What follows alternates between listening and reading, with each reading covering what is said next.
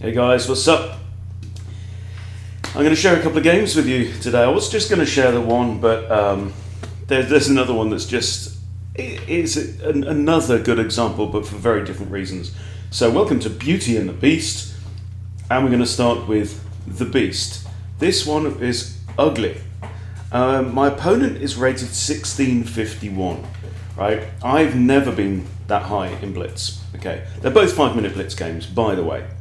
And for some reason, chess.com devs, if you are watching, you cannot use the arrow keys. Oh yeah, now you can, okay. All right, there's been a glitch for the last couple of days. It wouldn't play the first move. You actually had to play the first move by clicking on the screen, either moving the pawn or clicking the move. Anyway, beast mode. Vienna game, copycat. And yeah, everyone plays this. Right. If they play this, we're going into the full copycat queen trap line, which is just so sharp you could cut yourself. But anyway, so the move I'm playing right now is bishop b3, keeping it on the diagonal. Don't know why that's the best move. It's just best by test. I got it off, studying the Lichess thing. And, you can have ideas about bringing your queen out here and your knight out here, and that's about as much as I can remember. Other than that, we're just playing chess, which is all good. So, obviously, bringing the queen out here now isn't possible because they brought the knight out to f6. So, queen f3. What that effectively does is mean that this knight is, for the time being, pinned because I've got bishop and queen looking at there. If the knight moves away, it's checkmate. Knight comes in to annoy my queen. Okay. Now, keep an eye on the clock here. All right, I've used 11 seconds so far. Opponent has used 7. Why? Because he's got an easy ride. Okay. And he's going to win this quickly and move on to his next game. So queen d3, it's protecting the c2 pawn. He could here take on b3, then a takes b3, and we're okay. Now I bring my knight out to f3. We're inviting a bishop pin here. And the knight takes my knight, and I take back with the pawn, and bang. 0.1 seconds, right? He thought I was going to recapture with the queen. He pre-moved bishop g4. You muppet. 4 minutes 40. Look, Medi Hunter, from wherever you're from a place called Click Here to see our stance on the war in Ukraine, right? Look, you're 1651, right? I shouldn't be able to tell you anything. Stop it. You've got 4 minutes 44 seconds on your clock. Microphone's broken. There's no need to pre-move, right?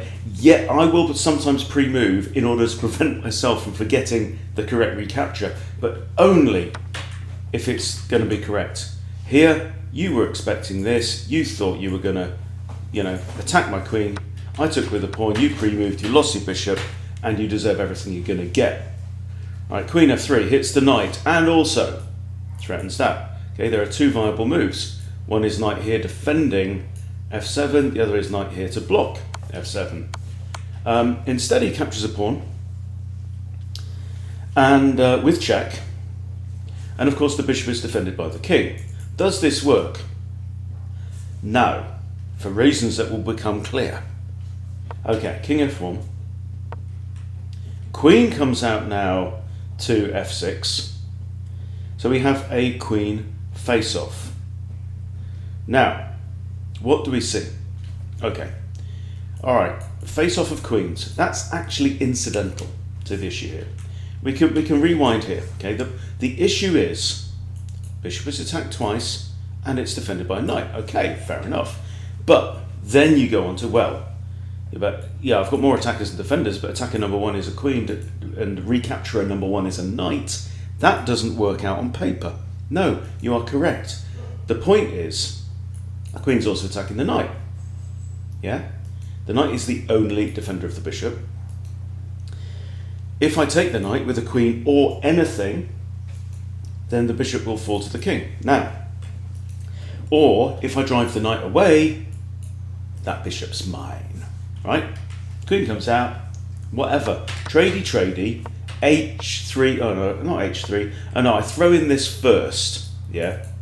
Just threatening the king rook fork. He castles out trouble, h3. Okay? h3, this is called removing the defender. I'm driving away the only defender of this piece which is still under attack, and don't you look the chump. Okay, so he attacks my knight, I take his knight, he takes mine, I win a bishop. I'm now +4 materials. I've got an extra bishop pair to play with, although my opponent still has all his pawns. He grabs a pawn, I grab a pawn, he goes here, blah, do a check, I grab another pawn. Right, I need to get my bishop into the game, I attack his rook. It doesn't go on for much longer, and he blunders a rook. 1651 in blitz. Look at me, Medi Hunter, right? I hope you were really, really embarrassed by this, right? You've lost to somebody 140 points lower rated with nearly 4 minutes left on your clock out of 5, you muppet. Anyway, and that's over. Now for a bit of beauty. Now, I have to say, this game is not a perfect game. According to the report, I mean, I was losing for the whole middle of the game, but it's got some really nice tactics in it that I think you will appreciate. So bear with me, okay?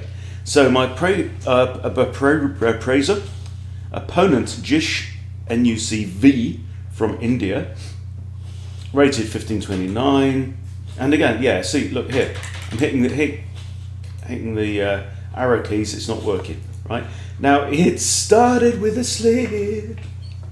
Right, I meant to play e4, and I failed. Okay, so anyway, this is the Van Croys opening. It may be one of the only 3 times in my life I've ever played it, and they're probably all mouse slips. We have e5, knight f3. I don't know if that's a book move. I have no idea. d6. So, you know, we're just getting to playing chess, and this is the thing. I'm really enjoying just playing chess at the moment, right? I'm not too far. Yeah, there's some games where I'll you know, snatch a cheeky trap win and gain some points, but on the whole, it's not making a huge difference because I'm really enjoying getting into my tactics and just going one level deeper into reading positions and reading moves.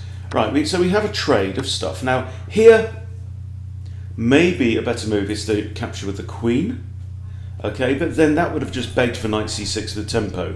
So, although it looks like you're getting development, knight here, and where's the best place for the queen? Hard to tell. Maybe here, you know, with check, I don't know. Anyway, so I'll take with my knight. So, material is equal, I've got a knight in the centre. Opponent brings out a knight, I bring out a bishop. So yeah, maybe ideas of somehow attacking f7, but that's not really the point. It's just a good bishop. Gets ready to castle, I bring out my other knight, I'm thinking principled. He castles. I play b2, right? Because my bishop is blocked in by this stupid pawn on e3. Who put that there? Ridiculous. So I'm thinking fianchetto Figaro, right? Bang, bang. In fact, this isn't Figaro. This guy's Figaro. The king's bishop is Figaro. We need a Cicero. Fianchetto Cicero. Okay, so Cicero goes and fianchettos himself. He's getting ready to fianchetto on b2. Opponent plays c5, hitting my knight. Knight retreats back to its natural square. a6. Fianchetto Cicero. And off he goes. And this is already looking kind of good. You know, I've got bishop and, well, 2 bishops are slicing down through the board potentially. If this donkey gets out the way, it will be all good. He hits the bish. Now, this is probably a very viable move here, attacking the rook. Right now, he might capture here, in which case I recapture, and again I have a knight in the middle. That is the move I play, and he does take, and I take the queen. Look at this. I've remembered some principles, okay? All right, I'm a step closer to completing development. I'm also, it's a tempo winning move because I'm hitting the rook. The rook's going to have to move to a7, right? I have options of castling either side. My opponent is still somewhat undeveloped, okay? So the rook moves. I decide here to long castle. Okay, we have bishop b7 with tempo hitting the queen. But my queen was going to move over to this side of the board anyway. What do I want to do? I want to open up Cicero, the king's bishop. Right, so at some point this knight's going to vacate the premises, and my queen wants to be targeting this square somehow. He plays queen a5. Are we worried? Okay, I'm not concerned about this move because knight defends. However, you could argue that when you say that, then the next thing you need to say to yourself in your head is, yes, but actually, if you want to do it like, is it Ricky Gervais? No, but the knight could be kicked away. Okay, so maybe at some point I'm going to have to play king b1. In fact, the knight could be kicked away immediately. So, but you get what you pay for. This is blitz. Welcome. Okay, h4 now. h4, and I'm starting to have ideas of a harry-carry attack up the h-file. Opponent plays b4, kicking the knight. Okay. Now, issues. It appears as though my knight is going to be driven away. And then my knight is no longer going to be able to guard a2. Is this a problem? Well, no. Right? Why is it not a problem? Because I have another resource. Knight to a4. Ha! Didn't see that one coming, did you? Jishnuk. Right? I'm now blocking the queen's access to a2. I've put my knight on a square. It's defended by a pawn. Thank you very much. Okay. Now, bishop b6. He wants another bite of my knight. So I come in with what we call upping the danger levels. Okay, it's like, you want to take out my knight? I'm not going to recapture the pawn. I'm just going to checkmate you on h7. So now you've got to do something. And in fact, I think you've got to push this pawn. I mean, this is theoretically stopping checkmate, but the knight just takes the bishop. Okay, so h6 is played. Now my next move, I think, my next move is an odd one. My next move is f3. Okay, now it's protecting this pawn, okay, but I'm allowing this move. Okay, but if pawn takes the knight, Harry takes, and how on earth does he stop checkmate? Answer on a postcard, he doesn't, right? Because f3 also prevents the only piece that can stop checkmate, so he can't take the knight, can he? Ha-ha! Bishop takes a4. Now I think this is my blunder. This is where I think that I lose my grip on the game according to the fish god. I play knight e6. And what's that about? Well, it's hard to say, because he's almost certainly going to capture my knight. And he does actually capture my knight. Yes, I'm still looking at this bishop, but I'm here thinking, I'm in full-on Ginger GM mode. I'm thinking material schmaterial, right? I'm thinking this is about checkmating your opponent, right? Checkmate wins the game. He takes my knight.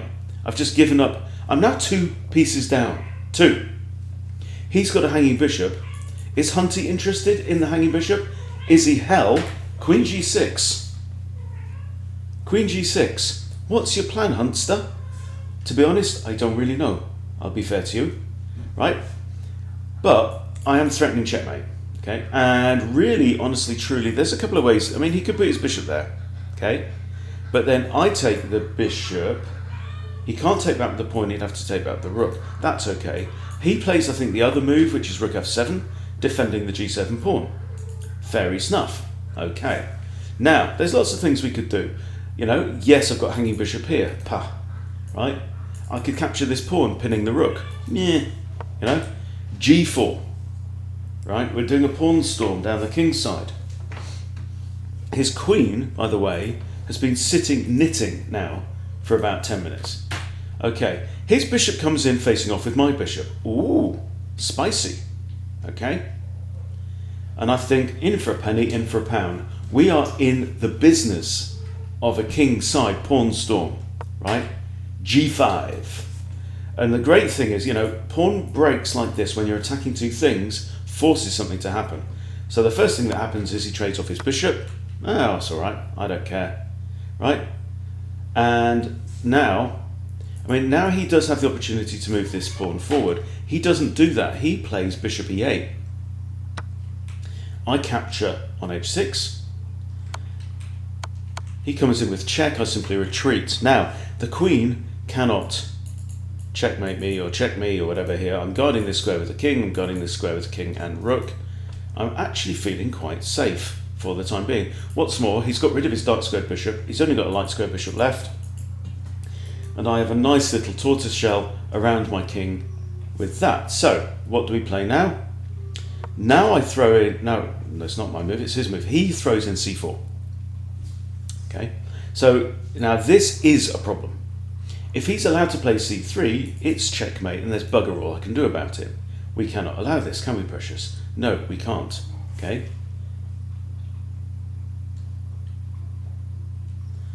I here play queen takes e6.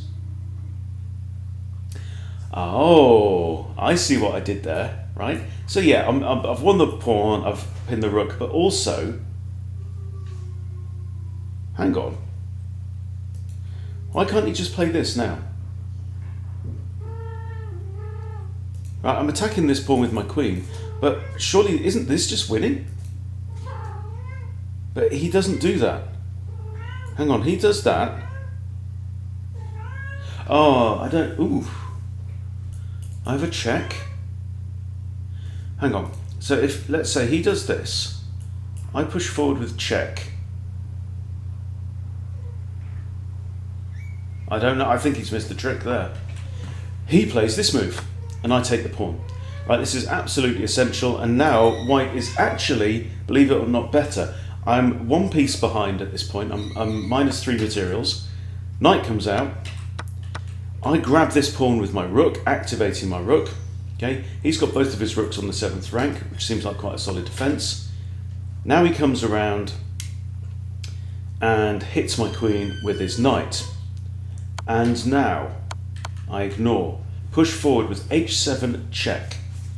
Okay, there's only two options. This is not playable because I promote with checkmate. So he either has to hide in the corner or take. He takes.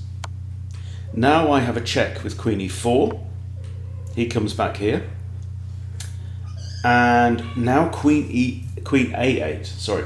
So that pins this bishop, right? This bishop is an absolute pin, can't move. Okay, yeah, there's a hanging pawn here, but pawns schmawns, as previously mentioned. But what's more, there is a very evil tactic lined up with this move. Can you see what it is? My opponent grabs a pawn, okay? And the evil tactic and the best move on the board. You remember, we mentioned a few moments ago, the queen cannot come here because the king guards it, and the queen cannot come here because it's guarded by rook and king. Yes? You see this pawn here? Yeah? You see it now?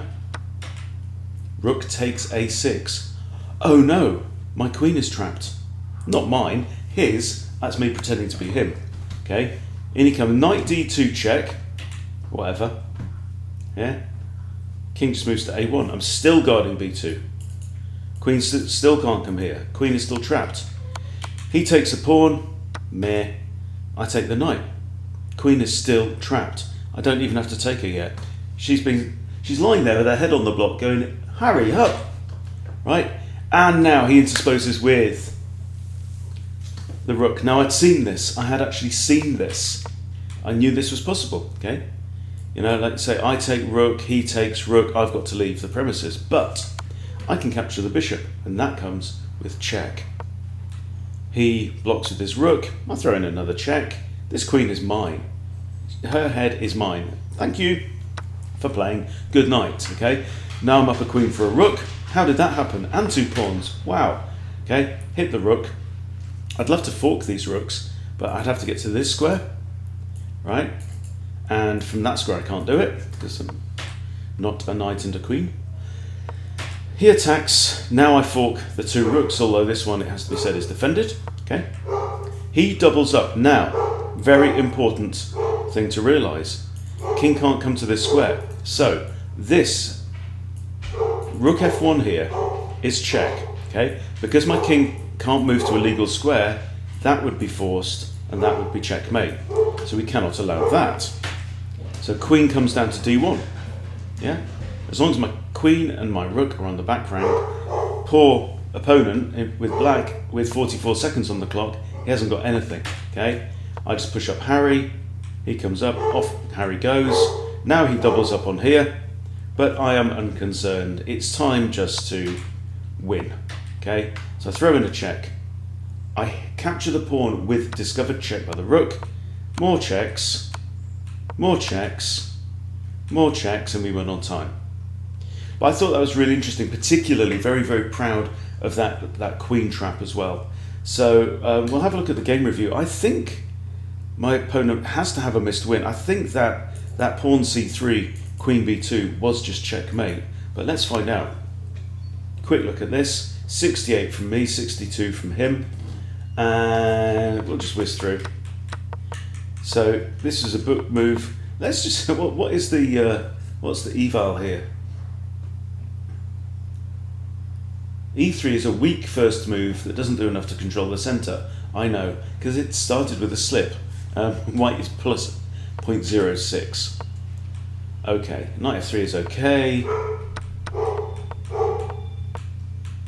Shut up, Bentley. Oi. Okay. That's interesting. So I guess I've put my knight into a pinnable position. One thing, you know, you very often have the option of putting your knight onto f3 where it controls more of the centre, or, for example, e2, yeah? And the difference is that a knight on f3 can be pinned by the bishop. But if the knight is on here and the bishop comes in attacking the queen, right, you've got f3 with tempo kicking the bishop away. Sometimes worth bearing in mind. And shenanigans. Okay, knight takes was better there. Ah. Oh well, there you go, fish logic. It's only a quarter of a pawn. Castles is alright, it's then get your queen out of there. So it doesn't approve very much of this. Now, queen a5 is a mistake. This allows me to threaten checkmate. Yes, we know about this, yeah? But also, this queen is, you have to say it's not improved, right? Is this queen going to come in and win the game? No. Okay, it just doesn't work like that. Okay, h4 is, yeah, knight g5 would have been better. And this is a blunder. Should have developed his knight. And knight a4 is a mistake. Right, that's interesting. So in fact, I could have just ignored the a-pawn threat entirely, played my knight here. Suppose bishop takes and then rook takes or queen takes. But the point is that my king's actually perfectly safe. But that bishop isn't. So I do this, okay. Bishop attacks. Again, I'm not making the best moves at all. This is why I'm 60 odd %. Okay. h6 is best, and this is a blunder. The best move here is queen g4, right? And the point is, if the pawn takes, I've got a rook and a queen on the open file. And that's just devastating. I don't think I considered that at all. But anyway, I played this blunder, but you know, I played it for a reason. You know, I'm preventing this move. It says black is better. This is a mistake, capturing the knight. And that, of course, is a blunder. It says I should have recaptured the bishop because the computer loves material. It's a material girl. Queen here's okay. Still, you should have taken the bishop, you muppet. I'm now -7. -7. Okay. Inaccuracy, -8.75. Oh no. That's an inaccuracy. That's an inaccuracy. -7.7. Tradey, tradey. Still -7.7. That's good. Capturing the free pawn was best. Queen check is good. This is fine. I could have stuck my king straight in the corner. Yeah, didn't even think of that. Okay. And that's a mistake. And now, yes, black has mate in 11. And this, right, as discussed, is a blunder. Interestingly, sorry about the dogs, right? Interestingly, this is the best move. That's what you should have played. And it's mate in 10 from this position. I don't know how it's mate in 10. Oh, because I can... Right, okay. So if he'd done this, I have queen takes bishop check, king h7, queen. Okay, so I can delay the checkmate. Basically, is all that's going on. Yeah, like I say, it's not the most beautiful and elegant game. I just thought there were some interesting tactics in it. Right, very, very tempting to do. But if you've got checkmate on the cards, that's what you should play. Okay, and this was essential. I had to play the best move here, capture that pawn, and now the checkmate is just evaporated in a puff of smoke. Okay, and you can get through that. I mean, he must surely not really seriously have considered this move, but it's a classic mating attack. And what's more, my queen moving to that square is now looking at that pawn. So this just invites the queen to save my position. Now I'm only -3. Okay, that's a mistake. -4. Okay, that's inaccurate. It's terrible, but such good fun, and that's chess. Takes, check is best move. Look, I made a best move. King G8 is the great, well, it's your only option really, to be fair. That's okay, not the best. Rook H to D1 was the best. Whatever. And of course a blunder. Yeah. But remember, the computer bases all of its calculation on the opponent making the best possible moves, and he didn't. He blundered the position, and now it's equal after this. Actually, only equal. Saying knight d2 is the best move, that's what he found. King a1 is forced, and this is a blunder. He should have gone to knight c4, where he could recapture the rook. Okay, and that would have been still actually equal. But this, no good. He's just given up his knight, where he could have traded it for a rook. That just doesn't work, because if that is the best move, happy days, great move, and you know the rest, as they say, is history. But you know what? This is chess, guys. You know, we win games that we don't deserve to win, and you could argue we lose games that we don't deserve to lose. But quite frankly, I think games they're more often lost than won. You know, but it's a test of character to be able to continue to keep that level of threat going, and to dig deep for resources. It's also very, very hard to win from a one position. We all know this, right? So yeah, thought I'd share those two. I can't say beauties, but you know, I very much enjoyed this win, and the other one was just a real facepalm. Okay, thanks for watching, everybody. See you soon.